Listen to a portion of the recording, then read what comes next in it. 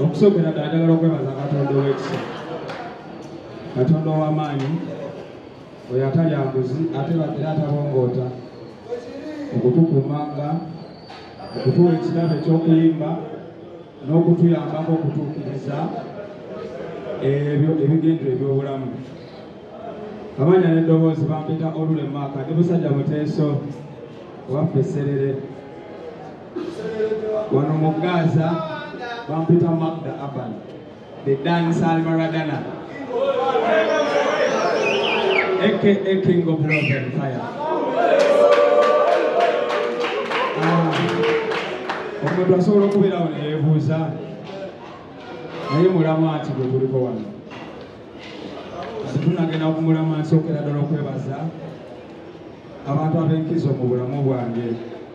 Okusookera ddala nebaza Katonda ku lw'obulamu bw'abazadde bange, mama wange ne taata wange, olw'okunkuza mu mpisa etya Katonda ne mu kukubiriza okwagala ekitone n'okukiteeka mu nkola. Tujja kwesanya Oluganda, Olujamayika lujja kuba lutono. Twagala abantu abasinga batukuze the journey of dancers.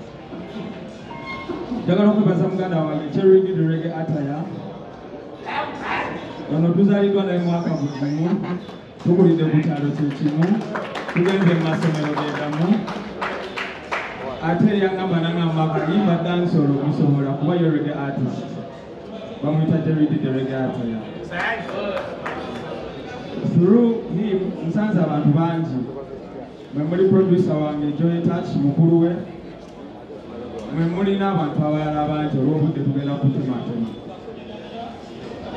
When I sang here Gashim DJ, the dancer Emizare.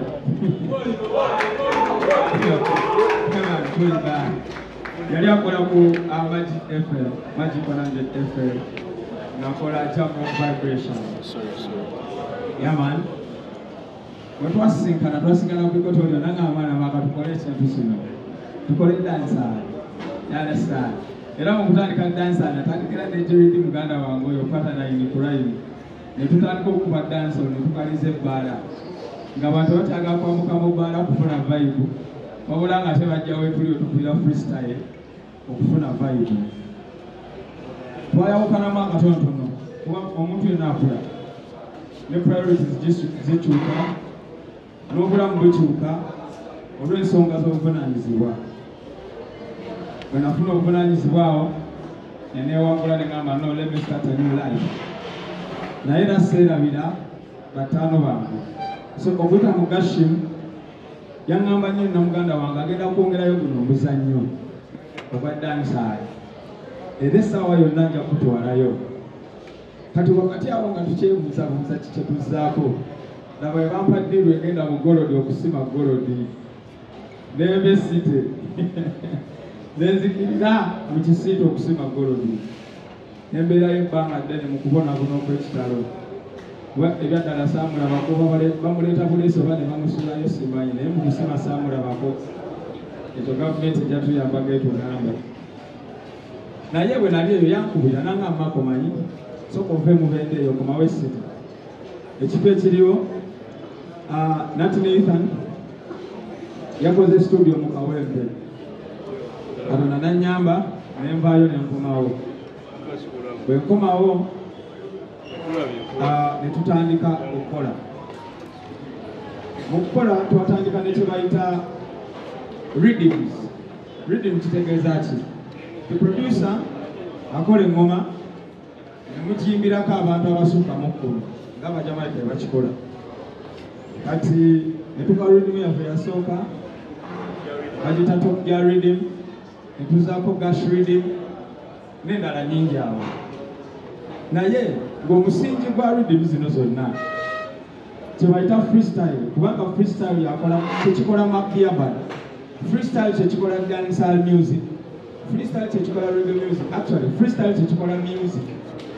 Kubanga the ability okutunuulira ekintu n'okirhymingirako with the right rhythm, the right flow, the right lyrics kye bayita freestyle. So that was the uniqueness mu lugendo lwange nze gye mbadde nayo. Saagala gamba nti nze nzekka. Bakulu bange Uncle C. Wine na Lukalala bakitandika dda for a long time. For a long time bazze bakikola.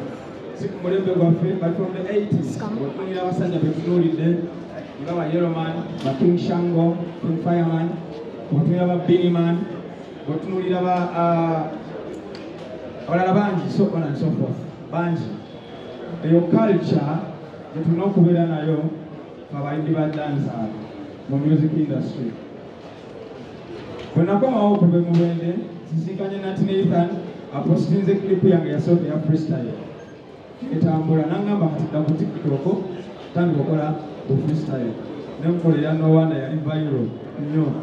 Asawiina akipostinga n'ebiringa ezo weesangira Stickman. Mu lugendo olwo muganda wange Gashima ngamba nina mukulu wange tugendagendayo tumusinkane. Katonda n'ajjampa ekirabo kya Tafu Mustafa muganda wange oyo. Yasooka okuŋŋamba, yasooka kubuuza Gashima ono omuyimbi gw'otuleetera asobola dansaala akubanga kateero.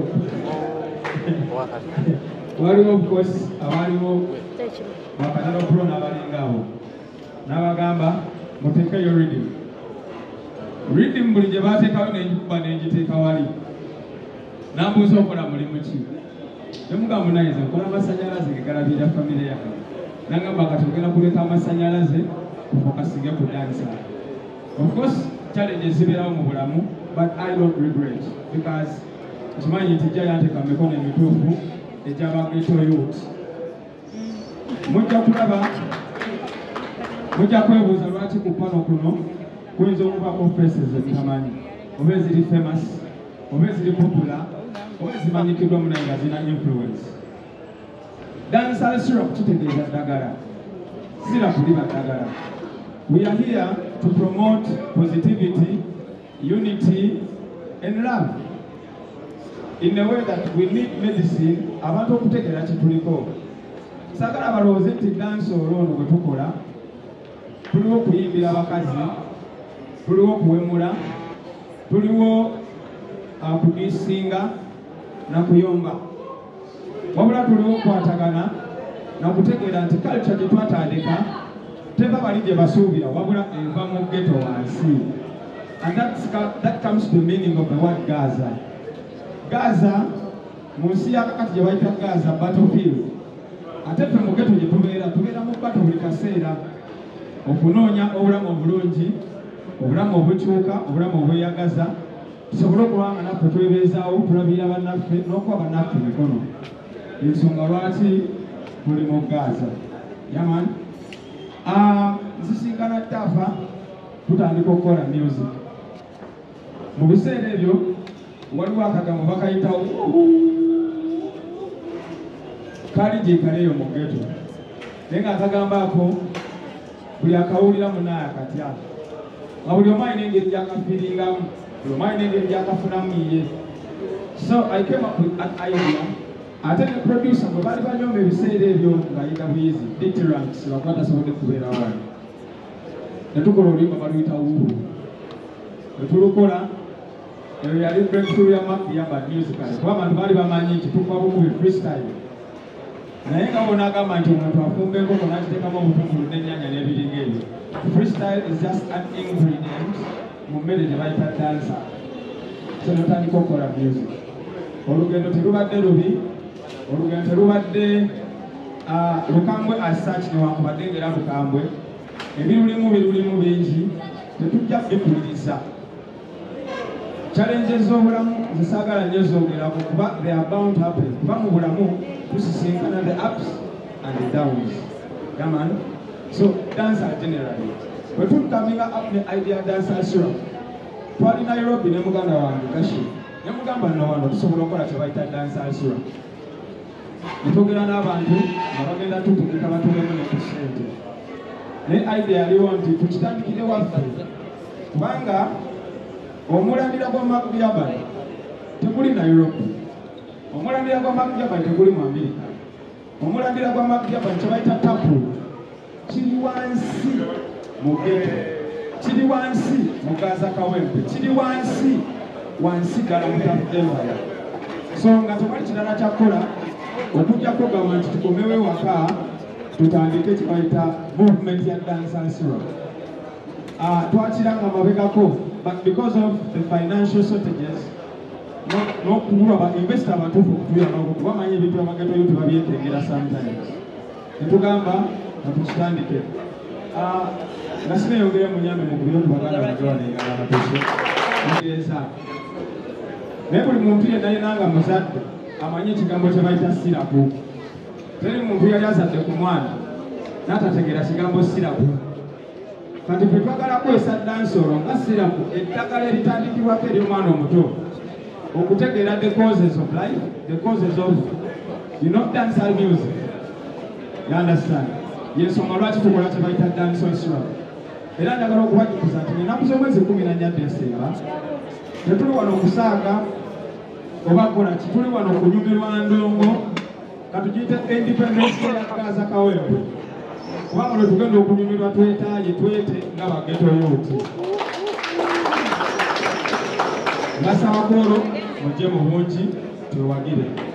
Sisinkanye abantu bangi okuba nasingana muganda wange mukulu wange Mustafa yandaze abantu bangi era yandaga abantu bangi. Nategeera muganda wange Uncle Mudra namutegeera from Empire kuba gye yasookera. Ate ensonga yange Viper yondala kuba ffe twabonaabona byaffe mpaavu nnyo. Zisisinkanye Safe Sound okuyita mu Empire. Zisisinkanye Safe Sound. Safe Sound ebadde behind Mark Jaban's music ebbanga lyonna. Yakoledde good production, good sound. So nenyongera okubeebaza ne bakama baffe bonna bategese ekintu kino. Safe Sound ne Empire bakabi nnyo. Lino ebbako ly'abageto youth strictly kubeera be balitaddemu ne ssente be balimekiza okubeerawo.